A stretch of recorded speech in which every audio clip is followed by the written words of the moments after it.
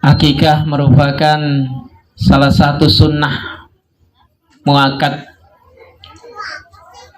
yang diajarkan oleh Rasulullah Muhammad SAW. Ketika rezeki Allah berikan kepada seorang ayah, maka ada sunnah yang harus dijalankan, yaitu bagaimana ketika belum terakikah anak itu tergadai secara istilahnya, maka kewajiban atau sunnah muakkad yang harus dilaksanakan oleh seorang ayah adalah bagaimana mengakikahkan anaknya. Hadirin insyaallah muliakan Allah Subhanahu wa taala. Ada beberapa kewajiban terhadap orang tua terhadap anak. Yang pertama, bagaimana ketika terlahir memberikan suatu nama yang baik. Walaupun ada yang mengatakan apa arti sebuah nama, tapi bagi umat Islam nama itu luar biasa. Ketika menyebut nama, maka yang terlontar adalah doa. Jadi kalau memberi nama secara sembarangan, ya, misalnya ya nama-nama yang kurang bagus, ya. Nah, Aisyah, ya, Aisyah adalah istrinya Nabi Muhammad SAW. Ya, ini merupakan doa bagaimana mungkin orang tuanya menginginkan, ya, ketika anak ini besar menjadi sosok Aisyah seperti istrinya Nabi Muhammad SAW. Ya. Hadirin assalamualaikum warahmatullahi wabarakatuh. Ini yang pertama, bagaimana ketika terlahir, ya, memberikan nama yang terbaik. Ini adalah kewajiban orang tua bagaimana memberikan nama terhadap anak. Hadirin assalamualaikum Allah Subhanahu wa taala. Diberikan kepada seorang anak dengan nama yang terbaik. Ya. Sebaik-baiknya nama kalau laki itu adalah nama Muhammad. Sebaik-baiknya nama. Jadi di depannya itu ada Muhammad. Ya, ini ada orang tuanya ini Muhammad Ridwan. Ya, ini sebaik-baiknya nama. Dan wanita itu ada wanita-wanita yang menjadi ahli surga, termasuk Aisyah, Khadijah, ya. Dan nama-nama yang memang yang luar biasa. Hadirin Allah menurutkan Allah Subhanahu wa taala. Ini yang pertama, bagaimana, ya, kita memberikan nama. Yang selanjutnya, bagaimana kewajiban orang tua adalah bagaimana memberikan pendidikan.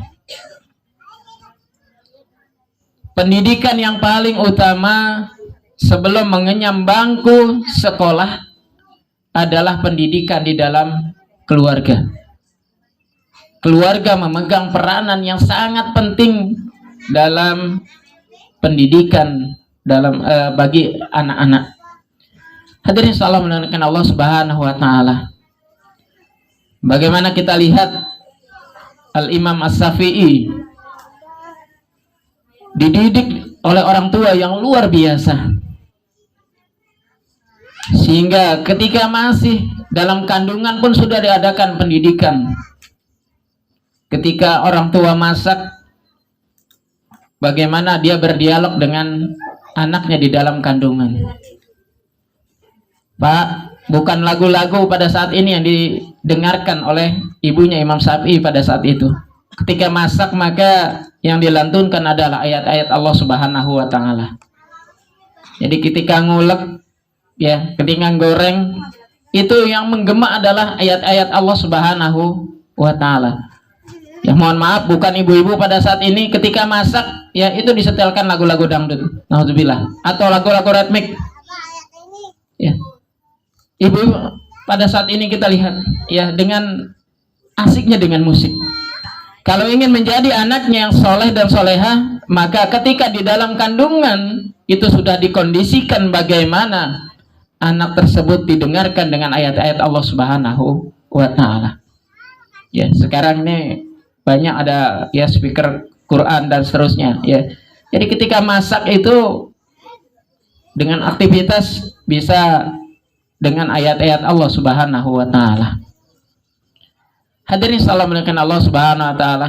Ya, inilah bagaimana ketika terlahir Imam Syafi'i yang usia ketika 9 tahun sudah hafal Al-Qur'an. Ini sudah dikondisikan oleh kedua orang tuanya. Bukan, kalau bahasa Betawi, bukan ujuk-ujuk. Ya, dia hafal Al-Qur'an, tetapi bagaimana orang tua telah melakukan proses pendidikan. Hadirin Allah Subhanahu wa taala. Jadi bagaimana kewajiban yang selanjutnya adalah pendidikan bagi anak-anaknya. Ini adalah kewajiban dari kedua orang tua melakukan pendidikan. Sebelum menginjak kepada bangku sekolah, pendidikan yang paling utama adalah di rumah. Bagaimana anak dididik dengan didikan pertama adalah diniyah. Didikan agama. Tanamkan nilai-nilai akidah. Tanamkan nilai-nilai akhlak pada diri anak-anak kita. Hadirin Allah Subhanahu wa taala. Nilai pendidikan atau tarbiyatul aulad bagi anak-anak kita, tarbiyah bagi anak-anak kita, ya, ini merupakan tanggung jawab kedua orang tua.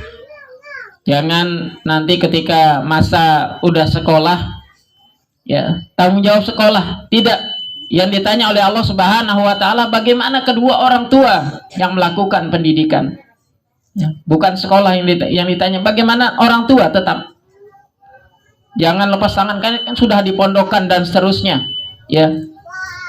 Tetap pendidikan yang utama adalah bagaimana di dalam keluarga, ya. Ketika keluarga baik, ketika anak-anak dalam keluarga tersebut baik, maka di lingkungan pun akan baik. Tapi sebaliknya, ketika pendidikan di dalam keluarga terjadi kehancuran, berantakan, maka akan mempengaruhi di lingkungan. Hadirin salam Allah Subhanahu wa taala. Sehingga Allah Subhanahu wa taala mengingatkan, ya allazina amanu qu anfusakum wa ahlikum naro. Hai orang-orang beriman, jagalah dirimu dan keluargamu dari api neraka.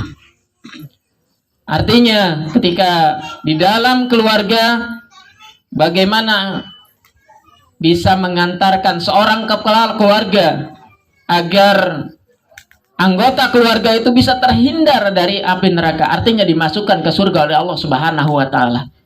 Bukan hanya sekedar mendidik, ya, tapi bagaimana mendidik yang mengantarkan anak-anaknya ke surga, yang mengantarkan istrinya ke surga, yang mengantarkan seorang suami ini ke surganya Allah Subhanahu wa taala. Ini yang sangat penting. Ketika di dalam rumah tangga, bagaimana bisa mengantarkan ke surganya Allah Subhanahu wa taala dalam mendidik. Hadirin Allah Subhanahu wa taala. Ya, mungkin pada saat ini bukan hanya ada anak yang durhaka, ada juga orang tua yang durhaka. Banyak kejadian-kejadian, ya, di luar sana, ya, anak yang korban dari broken home, anak yang kurang perhatian dari kedua orang tuanya, anak yang tidak dididik dengan baik dari kedua orang tuanya. Hadirin Allah Subhanahu wa taala, ya. Sehingga ketika di rumah, ya, dia tidak betah di rumah, menjadi sumber kesalahan saja bagi orang tuanya. Ya, sebagai contoh misalnya seorang anak menaruh gelas di pinggir, disenggol oleh orang tuanya, disalahkan anaknya. Kamu naruh gelas di pinggir sehingga terjatuh. Ketika orang tua naruh di pinggir, orang tuanya naruh di pinggir gelas tersebut, disenggol anaknya, ya, mata kamu kemana? Disalahkan lagi. Ada anak menjadi sumber kesalahan di dalam keluarga, sehingga dia tidak betah di dalam keluarga, tidak nyaman di dalam rumahnya, sehingga dia mencari alternatif yang lain untuk bagaimana mencari kenyamanan, mencari kebahagiaan di luar sana. Hadirin Allah Subhanahu wa taala. Ini kewajiban yang kedua, bagaimana pendidikan yang harus ditanamkan kepada anak-anak kita.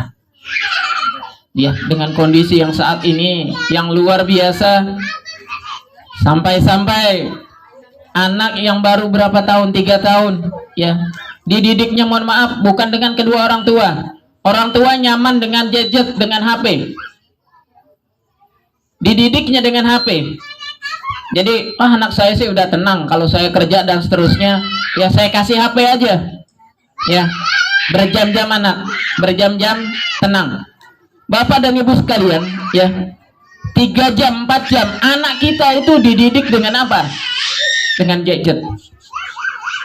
Dan itu, ya, dampaknya luar biasa bagi perkembangan otak anak-anak kita. Yang selanjutnya adalah bagaimana memberikan nafkah kepada anak, pangan. Jangan sampai yang masuk ke dalam anak-anak kita rezeki nauzubillah yang haram. Jangan sampai yang masuk adalah makanan-makanan yang haram mengalir di anak kita. Ini tugas dari bagaimana kedua orang tua.